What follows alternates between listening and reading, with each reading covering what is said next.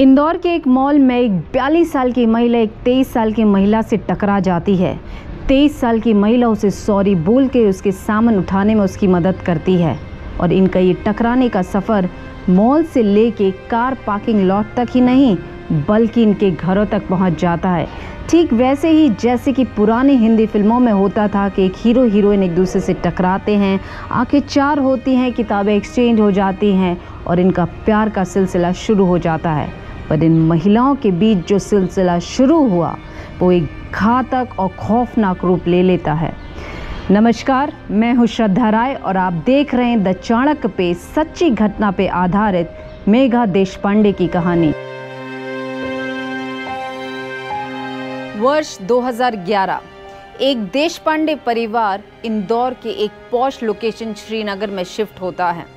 देशपांडे परिवार में निरंजन देशपांडे जो कि एक बैंक मैनेजर थे, उनकी वाइफ मेघा देशपांडे उम्र 42 वर्ष, बेटी ऐश्लेषा उम्र 21 और सास की उम्र 70, नाम रोहिणी। इंदौर शिफ्ट होने के बाद मेघा शॉपिंग करने के लिए एक दिन मॉल में जाती हैं और वहां पर वो नेहा वर्मा उम्र 23 वर्ष की महिला से टकरा जाती हैं। नेहा उन्हें सॉरी बोलती है और उनका सामान उठाने में मदद करती है, पर इन दोनों के बीच में इतनी अच्छी दोस्ती हो जाती है कि वो एक दूसरे के बारे में एक दूसरे को बताते हैं और साथ में अपने प्रोफेशन के बारे में भी बात करते हैं। मेघा बताती है कि वो MLM यानी कि मल्टी लेवल मार्केटिंग का बिजनेस करती हैं और वो कॉस्मेटिक और ब्यूटी प्रोडक्ट्स में डील करती हैं, और वहीं पे नेहा एक ब्यूटिशियन है और ब्यूटी पार्लर में काम करती है।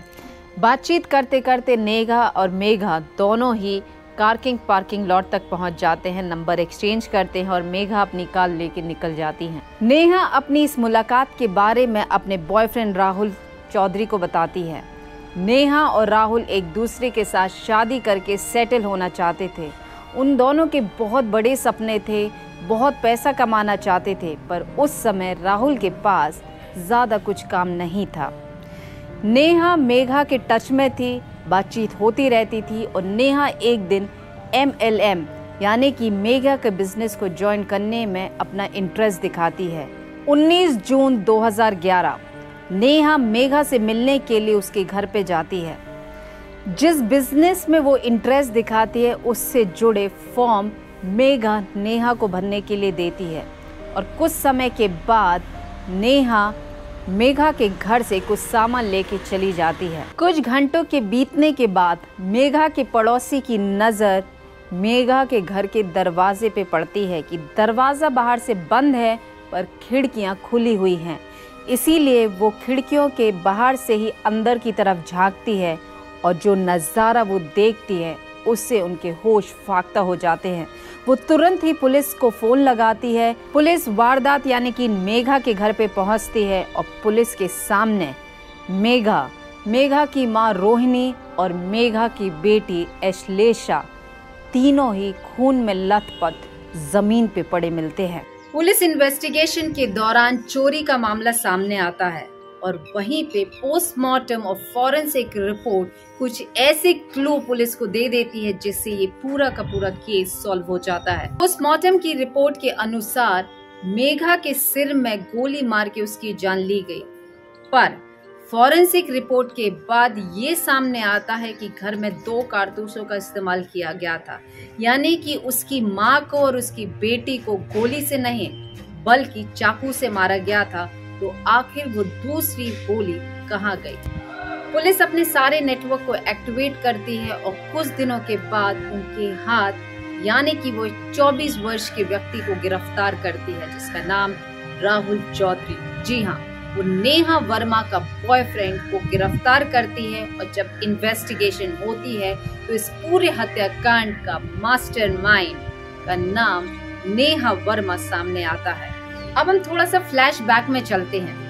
मेघा देशपांडे जब शॉपिंग करने के लिए इंदौर के मॉल में पहुंचती है तो नेहा वर्मा की नजर मेघा पे पड़ती है। जैसे ही वो मेघा को देखती है तो वो चकाचौंध रह जाती है क्योंकि मेघा ने अपने पूरे शरीर पे ज्वेलरी यानी कि सोना लाद रखा था और यहीं से नेहा के मन में एक प्लान तैयार होता है और वो मेघा को टारगेट करती है कि वो उसे फंसाएगी और उसकी प्रॉपर्टी उससे लूटेगी।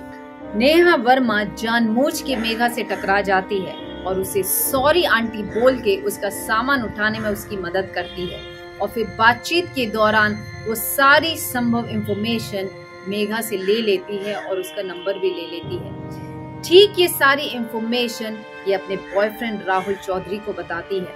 इंफॉर्मेशन देने के बाद उसके दिमाग में जो प्लान तैयार होता है वो भी वो राहुल को बताती है कि क्यों ना हम मेघा को लूट लें, उसकी प्रॉपर्टी हथिया लें ताकि हम दोनों रातों रात अमीर बन जाएं और शादी करके एक बेहतरीन जिंदगी जीने लगे। इस प्लान में वो न केवल राहुल को इन्वॉल्व करती है पर अपने दोस्त मनोज को भी साथ में ले लेती है। 19 जून 2011 के दिन नेहा मेघा से मिलने के लिए उसके घर पे पहुंचती है। जैसे ही मेघा उसे बिजनेस फॉर्म यानी कि मल्टी लेवल मार्केटिंग का फॉर्म देती है, वो फॉर्म भरने के बहाने मेघा से कहती है कि मुझे कुछ परेशानी हो रही है इस फॉर्म भरने के लिए, इसीलिए मैं अपने दोस्त राहुल को बुलाना चाहूंगी क्योंकि हर प्रॉब्लम में राहुल ही है जो मेरी मदद करता है। मेघा को किसी भी बात का अंदाजा नहीं था कि वो किस मुसीबत में पड़ने वाली है, तो वो उसे परमिशन दे देती है कि राहुल को बुला लो। प्लान के अनुसार नेहा राहुल को फोन लगाती है और राहुल और मनोज जो कि घर के पास ही थे तुरंत ही उसकी कॉल पर आ जाते हैं, पर वो अपने साथ हथियार भी लेके आते हैं। जैसे ही वो घर में एंट्री लेते हैं, राहुल पिस्टल निकाल के मेघा के सर में गोली तान देता है और मेघा वहीं पे ढेर हो जाती है। बंदूक की आवाज सुनकर उसकी माँ यानी कि मेघा की माँ रोहिणी और बेटी ऐश्लेषा दौड़कर उसके पास पहुंचते हैं। राहुल रोहिणी और ऐश्लेषा को भी गोली मार के उनकी जान लेने की कोशिश करता है, पर उस समय बंदूक में कुछ प्रॉब्लम की वजह से वो गोली राहुल को लग जाती है। इसीलिए ये लोग मिलके चाकू से रोहिणी और ऐश्लेषा पे वार करते हैं और लगातार इतने वार कर देते हैं कि घर में पूरी जगह खून खून हो जाता है। ये तीनों घर से 1.5 लाख रुपए कैश, 5 लाख की ज्वेलरी और 2 ATM कार्ड लेके फरार हो जाते हैं। क्योंकि राहुल के पैर में गोली लग जाती है, इसीलिए प्राइवेट हॉस्पिटल में जाके ये गोली को निकलवा लेते हैं। लेकिन उसके बाद के ट्रीटमेंट के लिए जब ये लोकल हॉस्पिटल पहुंचते हैं तो ये पुलिस की गिरफ्त में आ जाते हैं। जिस स्पीड से पुलिस ने काम किया, ठीक उसी स्पीड से सेशन कोर्ट ने भी 31 दिसंबर 2013 को उन तीनों को फांसी की सजा सुनाई और 1 साल के अंदर हाई कोर्ट ने भी फांसी की सजा को बरकरार रखा। निरंजन देशपांडे, जिनकी 3 पुश्तों का सफाया हो गया, वो कोर्ट के इस फैसले से काफी खुश थे। वहीं पे नेहा और राहुल जो एक दूसरे के साथ शादी करना चाहते थे और एक लग्जरी लाइफ जीना चाहते थे, आज वो इंदौर की जेल में बंद है। इन तीनों ने मिलके 3 पुश्तों का सफाया कर दिया और सिर्फ अपनी लालच के लिए। क्या फांसी की सजा इनके लिए काफी है?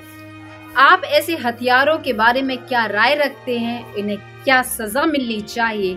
हमें कमेंट के माध्यम से जरूर बताइए। नमस्कार।